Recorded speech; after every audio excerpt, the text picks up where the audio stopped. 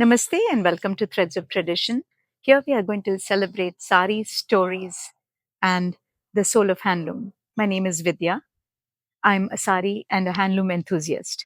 We are on a mission to support handloom weavers, artists, artisans, and specifically women and marginalized groups, and to preserve India's rich cultural heritage. Most of all, we hope to inspire the generations to come, as well as some of you who doubt whether or not we should be wearing handloom.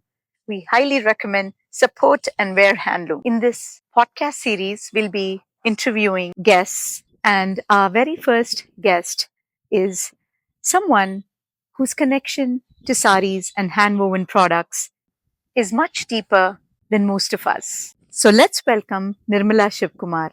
Hi, Nirmala. Thank you so much for joining us in this movement today. Nirmala Shivkumar is a sari aficionado and handloom enthusiast with a deep appreciation for traditional textiles. A healthcare professional, she's been living in the United States for the past 30 years. In addition to her passion for saris, Nirmala is an avid photographer, an enthusiastic hiker, and a world traveler. She also serves as a vice president of her local temple, where she actively contributes to the community and cultural activities. Hi, Nirmala. Do you remember the first time you wore a sari and how, not just how it looked, but how it made you feel? The first time I draped a sari was probably when I was 1.5 or 2. I remember my mom draping her floral print sari around me, and the whole family sitting around me and cheering me on. And my appa took so many pictures of me, and I still have them. Wow, Nirmala, 1.5 or 2. Amazing, isn't it? Do you remember the moment when sari stopped becoming a tradition and it became an identity for you? Sari became an identity when I overcame my own inhibitions of how others would perceive me, seeing in 6 yards in the US. So that's when I started to drape saris for every day, for from corporate events to cultural events to religious events to pujas to just running errands around the house. Tell us about that one sari in your wardrobe that carries a story that no one else can see. I feel privileged and fortunate because I've inherited many precious saris from my mother in law, my mom, my grandma. All these are precious to me, but the most precious sari that I would say is the one that my parents bought for me about 32 years ago.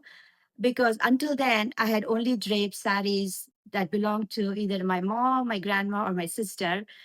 And so this sari is a Kosa sari from Chhattisgarh, and it remains the most precious sari to me. What do you think we lose culturally, emotionally, and spiritually if we stop wearing handloom? If we stop buying and draping handlooms, we lose our culture, craftsmanship, tradition, and knowledge. Weaving is an art form that has been passed on from generation to generation. And by buying and draping handlooms, we strive to keep this tradition alive. Also, it is our responsibility to ensure this tradition is passed on to future generations. Have you ever worn a sari to say something without saying a word? Growing up in a South Indian household, I saw my amma and my grandma draping saris every day, and that's how I fell in love with the 6 yards. To my amma, silks always meant Kanjivaram, and her choices influenced me. So my love for Kanjivaram is eternal, and I'm fortunate to have inherited many precious Kanjivarams from amma. And I would like to thank my amma for instilling the love of saris in me. Have you ever met a weaver or an artisan and whose story changed the way you see saris? I've been fortunate to meet many weavers and artisans and see how a sari is woven on a handloom. The effort, the time, and the love behind each sari that is created is commendable. The story that sticks out is when I heard a Kanjivaram weaver say that though they weave exquisite saris, they do not have the resources to buy the same sari that they weave for their loved ones. This makes me want to support the weavers. What would you say to someone who says, I love saris, but I don't think I can carry one? Sari is the only garment that transcends time, trends, and ages. When I was younger, I didn't know that I could drape the sari and carry it well. After all these years, if I can make sari a part of my wardrobe, I'm sure you all can. Nirmala, can you share your experience with wearing saris in this modern day?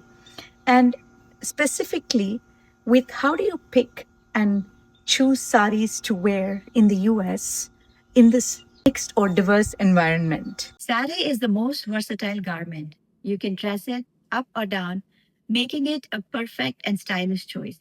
Saris are now being embraced in the US as a fashion statement. For us, who are far away from our motherland, draping a sari is a way to connect with our heritage and cultural identity.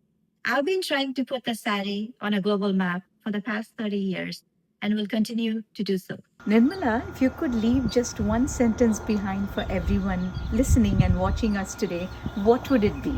When in doubt, drape the sari and own the moment. Thank you so much, Nirmala, today for being a guest in our Threads of Tradition. We really appreciate your time, sharing your stories, sharing your journey with saris and handloom products. Truly appreciate, and I'm very inspired by your journey and your story. Hopefully, our viewers feel that way as well. Thank you so much, Nirmala. Every sari I wear is a whisper from my ancestors, and this is a perfect example. I'm wearing my grandma's 80 plus year old sari. This is my late grandma's sari, and there are so many memories associated with this sari. And it's a promise to my daughter and to the hearts of the world. Every guest we meet, every story we hear reminds us that saris are much more than this 6 yards of fabric. They are stitched in history, they are woven with resistance, and they are softened by memory. If today's conversation moved you, take a moment and take a look at your wardrobe with a fresh set of eyes. Choose handloom.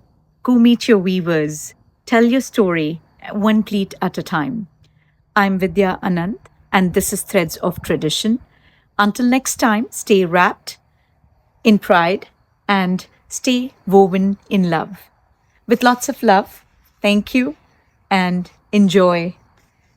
Don't miss out on our next episode. Bye bye.